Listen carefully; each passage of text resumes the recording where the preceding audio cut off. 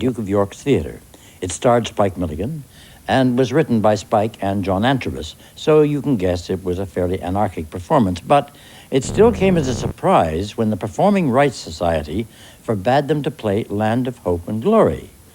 The nature of the stage performance was, thought the Elgar Trust, disrespectful to the revered tune.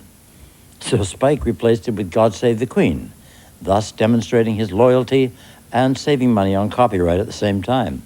I reminded him of this when I spoke to him recently. Really? Well, Yeah. despite all the promises of him saving her, he never has. Eventually, they get knocked off. You know, they used to sing about Victoria, and she snuffed it. So much for God. Was that you were very involved in theater during that period? There was Oblomov, there was the bed sitting, and you got involved with Bernard Miles. Was theater important to you? Well, it was to me. First, it was a means of livelihood, and I had sort of lagged behind my confederates that remained in the writing seat, and I realised that basically I was quite a good clown. And the only chance I've had to prove that was in Oblomov, when I clowned my way out of what was a very bad script. Even though Goncherov might disagree with me, I clowned it into Western success, and we kept changing it all the time. It was a tour de force of improvisation. And all that ended it was I got fed up with it, that's all. Bed Sitting Room was a big hit, though. It was a big hit, yeah, but nobody ever got the point, Bernard, about what it was about.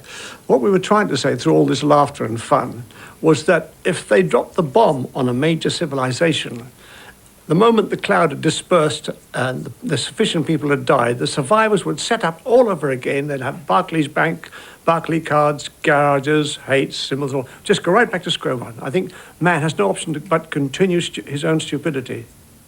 Spike broke all the rules of comedy 25 years ago, but now it seems there are none left to break. Where does alternative comedy go from here?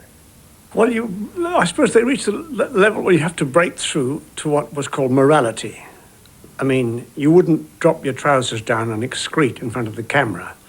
But you feel somehow, eventually, that if somebody can get a laugh doing this, like these acts of sodomy in the Romans, they might come to that. I mean, obscenity became part of Greek theatre. They used to go around, as you know, with huge phalli strapped onto them and spotted all like this, with great huge testicles.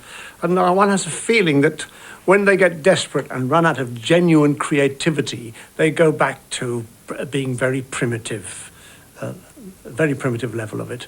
I can see it reaching that way, but of course other things like the He Who Dares, that was a funny series and all this. But once again, it seems that the borderline, as I say, the what I call the new wave alternative comedy, seems to be obsessed with dirt and filth somehow. And I read physical dirt and filth as well as moral dirt and filth somehow. So where does Spike go from here? But there's still avenues of comedy which I'm still exploring. I'm not trying to plug myself. I'm too rich to do that anymore. But I'm writing a book called McGonagall Meets George Gershwin and the great Ziegfeld. And in it, what I'm trying to do is to use these characters and take all of the English grammar and find out the pitfalls, which if used very carefully, the grammar, you can make a man be perfectly serious but actually talk like an idiot. An example is, we suddenly have Ziegfeld is going to sell one of his dustbins at Christie's. This is referring to what they'll sell anything these days, you know. If you stand still, you get auctioned at Christie's. And so they're saying, this is the late Florence Ziegfeld's dustbin, which is coming up for auction now. It's lot number 29, and the price is £100. Now, £100. £100. What do I hear? And the voice in the mic says, you can hear the traffic in Bond Street. He says, the traffic in Bond Street. The offer is the traffic in Bond Street. Any advance of the man who can hear the traffic in Bond Street? Traffic in Bond Street. I can hear 139 buses going up Lewisham Hill. Lewisham Hill, the buses going up Lewisham Hill. Do I hear any more than that? I can hear the cross-channel ferries going from Dover to Kelly. Now, each of these lines is totally sensible. There's no joke in it. When you marry them all together, they all turn into idiots. The funniest thing I remember about the Bed Sitting Room was right at the end, when the show was over. Everyone was expecting the national anthem, but it didn't happen. And then we heard something from behind the curtain. That's right. We whistle every night. You did it. We whistled the God Save the Queen. How could you do that with a straight face? knowing what was going on up front. Well, that was part of it's the naughty child in me, I suppose. All children like to be naughty to adults, and I've never quite grown up. And I love to think of these people in between. Like one night we stopped, and I said, look, we haven't got an orchestra. Would you all like to sing it with me? So they all, the English people are very nice people, so they all sang, God Save Our Gracious Queen. I said, wait a minute. Philip doesn't get any credit in this at all. Don't you think he ought to be in it? So God Save Our Gracious Queen and so they all say, God Save Our Gracious Queen and Prince Philip. God save. I said, wait a minute. What about the Queen Mother?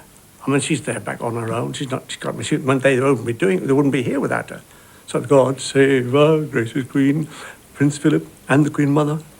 God save. This went on, and we included everybody, included the dustman at Buckingham Palace and all this. It took about 40 minutes to get through this anthem in there, but they loved it. They loved us carrying on like this.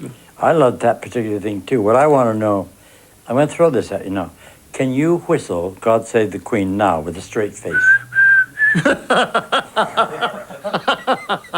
I'm sorry. You shouldn't have said it with a straight face. I could have done it. That's the end of it. I'm sorry. Okay, it's not there. Right. Can anybody? No, I certainly can't. Spike Milligan, who recently celebrated his 70th birthday. In 1963, we were still excited by the idea of men in... Hacker and Sir Humphrey find their lawyer.